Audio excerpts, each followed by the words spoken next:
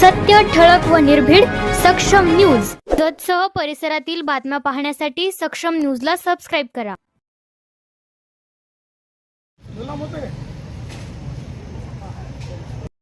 जत महसूल विभाग आणि संख या दोन्ही विभागाकडे वारंवार तक्रारी आमच्या असतात. भ्रष्टाचाराचे आणि पैसे मागण्याचे, शेतकऱ्यांना लुबाडण्याचे वारंवार प्रकार इथे घडायला आले. गेल्या 3-4 वर्षापासून यांचे प्रकार वारंवार चालू आहेत. मधल्या प्रशासक कालावधीमध्ये आणि आताही वारंवार यांचे प्रकार चालू असल्यामुळं आम्ही नेहमी यांना सांगतो हे प्रकार तुम्ही बंद करा. काल पण आम्ही यांना इथं आलो होतो, सांगितलं होतं खरेदीचे काही चुकीच्या खरेदी घडलेल्या आहेत. त्या सब रजिस्ट्रारांच्याकडनं पण चुकीच्या खरेदी घडल्या आहेत. फेरफार न पाहता किंवा वयस्कर माणसांना त्यांना इथं काहीतरी भूलथापा देऊन, त्यांना काहीतरी प्रलोभनं देऊन, त्यांना काहीतरी चुकीची माहिती देऊन इथं आणणं, त्यांच्या चुकीच्या खरेदी करून घेणं त्यांच्याकडनं आणि गोरगरिबांना लुटणं, त्याविषयी पण काल आम्ही तक्रार केली. काल इथं आलो होतो. आज आम्ही कारंजंगीची काही प्रकरणं घेऊन आलो होतो. कारंजंगीमध्ये एका सरकार नाव काढण्यासाठी एका उतारावरनं 20 लाख रुपयाची मागणी या जत महसूलमधील एका कर्मचाऱ्याने केली होती आणि एक लॉक काढण्यासाठी अनलॉक करण्यासाठी एक उतारा अनलॉक करण्यासाठी एका कर्मचाऱ्यानं 20,000 रुपयाची मागणी केली होती आणि एका शेतकऱ्यांच्याकडनं फोंडे म्हणून शेतकरी आहेत त्यांच्याकडनं 60,000 रुपयाची मागणी केली होती. अशा कितीतरी आणखी अशी उदाहरणं आहेत. पण ती मोजकी उदाहरणं आम्ही आज घेऊन तहसीलदार साहेबांना भेटलो आणि तहसीलदार साहेबांना सांगितलं की तुमच्या विभागाकडनं प्रचंड प्रमाणात लोकांच्याकडनं मागणी केली जात आहे. आता ते मग इतर विभागाने वेगळे आहेत, फक्त महसूल विभागाकडनं प्रचंड प्रमाणात पैशाची मागणी केली जात आहे. तहसीलदार साहेबांना सांगितलं की हे आमच्याकडे पुरावे पण याच्याकडे भयंकर पुरावे आहेत. तहसीलदार साहेब आम्हाला म्हणले तुम्ही यांच्याकडे पुरावे असतील तर ते आमच्याकडे सादर करा. काही पुरावे आम्ही त्यांच्याकडे सादर केले. जर त्यांना आम्ही हेही सांगितलं की तुम्हाला जर आमच्यावर अब्रू नुकसानचा दावा दाखल करायचा असेल तर आम्ही तुमच्यावर आरोप करतो ह्या अधिकाऱ्यांनी घेतलं किंवा तुमचा विभाग पैसे मागतोय. तुम्हाला जर आमच्यावर अब्रू नुकसानचा दावा दाखल करायचा तर दावा दाखल करू शकताय.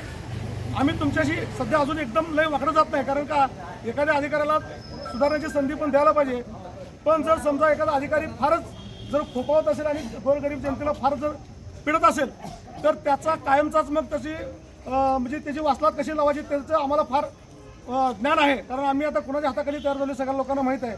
पण उगीच एखाद्या अधिकाऱ्याला फार पिडायचं नाही ह्या हेतून आम्ही किंवा त्याच्या कुटुंबाची वाताहत फार होऊ नये. कारण आम्ही मागं 2-4 अधिकाऱ्यांना त्रास दिला पण त्यांच्या कुटुंबाची वाताहत फार झाली. मी स्वतः डोळ्यानं बघितले. ह्यांना कुठे त्रास होऊ नये म्हणून आम्ही शांत बसलो. याचा अर्थ ह्या महसूलमधल्या अधिकाऱ्यांनी किंवा खालच्या त्या महसूलच्या संघ विभागाच्या महसूल अधिकाऱ्यांनी पण याचा गैरसमज असं करू नये की आम्हाला यातलं काही कळत नाही किंवा आम्ही गप बसतोय असा ह्याचा गैरसमज यांनी करू नये.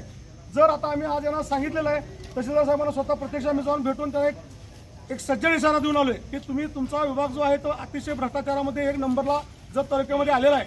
जर तुम्ही त्याला वेळीच आवडलं तर ठीक, नाही तर याच्या पुढे वेगळ्या पद्धतीनं तुम्हाला उत्तर दिलं जाईल. तुमचे जे आमच्याकडे असलेले पुरावे आहेत ते कलेक्टर साहेबांना किंवा आमदार साहेबांच्या मदतीनं महसूल मंत्र्यांच्याकडे जाऊन तुमचे सगळे जे पुरावे ते वेगवेगळ्या व्यासपीठावरती मांडले जाऊन तुमच्या ज्या पुढच्या तुमची बडतर्फी तर केली जाईल नोकरीवरनं, पण पेन्शनला देखील पात्र केलं तुम्ही राहणार नाही. याची त्यांना मी आता निश्चितपणे जाऊन तहसीलदार साहेबांना सांगून आले आणि त्यांची सगळ्यांची जी काय यादी आहे ती सगळी यादी आमच्याकडे तयार आहे. आता जे आमचे हांगे म्हणून इथं जे सब रजिस्ट्रार आहेत त्यांच्या संपत्तीची देखील आता आम्ही चौकशी केलेली आहे. त्यांनी इथं जी संपत्ती गोळा केलेली आहे, इथं जे गैरव्यवहार केले आहेत ते माझ्यावरती अब्रू नुकसानचा दावा दाखल 100% करू शकतो याची मला जाणीव आहे. कारण त्यांनी इथं जी संपत्ती गोळा केली आहे, त्यांनी जे चुकीचे व्यवहार इथं त्या माध्यमातून केले आहेत आणि या तहसीलच्या इथल्या पण काही अधिकाऱ्यांचे डायरेक्ट नाव घेत नाही, अजून लगेच मला नाव घ्यायचे नाहीत. इथल्या लोकांनी पण जे काही संपत्ती गोळा केलेली आहे, जे चुकीचे परवाने दिले आहेत आणि ज्या चुकीच्या काही गोष्टी यत्न करून जी संपत्ती गोळा केली आहे त्यांची देखील संपत्तीचा जो काही ब्यौरा असेल तो मी माझ्याकडे तयार करून ठेवलेला आहे. त्यांची देखील योग्य वेळी एसीबीकडे आम्ही त्यांची देखील चौकशी लावू आणि त्यांनी जे काही या इथून जी चुकीच्या पद्धतीने जी संपत्ती त्यांनी अर्जित केलेली आहे त्या संपत्तीची देखील चौकशी लावू आणि आमच्या जत तालुक्यातील गोरगरीब जनतेच्या नरड्यावरती पाय देऊन तुम्ही जर संपत्ती कमवत असाल आणि आमच्या लोकांना जर इथं आलेली ही जी गोरगरीब जनता आहे कारंजंगीची वगैरे ही इथं उभारलेली लोक आहेत, ह्या लोकांना जर तुम्ही गरीब लोकांना जर ठकवून जर पैसे कमवत असाल तर निश्चितपणे तुम्हाला ते पैसे आम्ही पचवू देणार नाही. आणि जर ते पैसे पचवू दिले तर आमच्या पदाचा किंवा आम्ही जे इथं पदाधिकारी म्हणून आहोत त्या पदाचा काही उपयोग होणार नाही. आम्ही याच्या पुढे कुठलाही ह्या कार्यालयाकडून कुठला जर भ्रष्टाचार झाला तर त्या भ्रष्टाचाराला जशाच तसं उत्तर दिलं जाईल. आणि आता ह्याच्यानंतर ह्यांनी अपेक्षा ठेवू नये. आज फक्त शेवटचा मुद्दा, आज आम्ही वेगळ्या पद्धतीने आंदोलन करायचं ठरवलं होतं.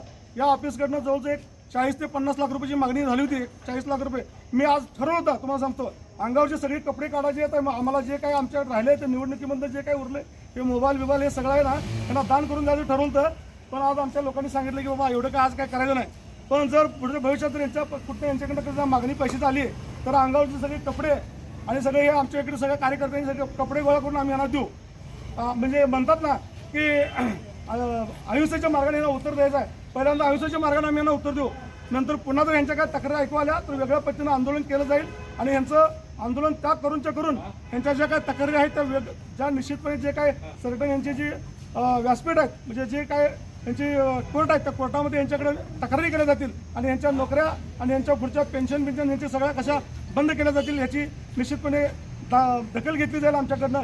याची यांनी दखल घ्यावी ऑफिसनं अशी तुमच्या माध्यमातून यांना मी एक सूचना करतो.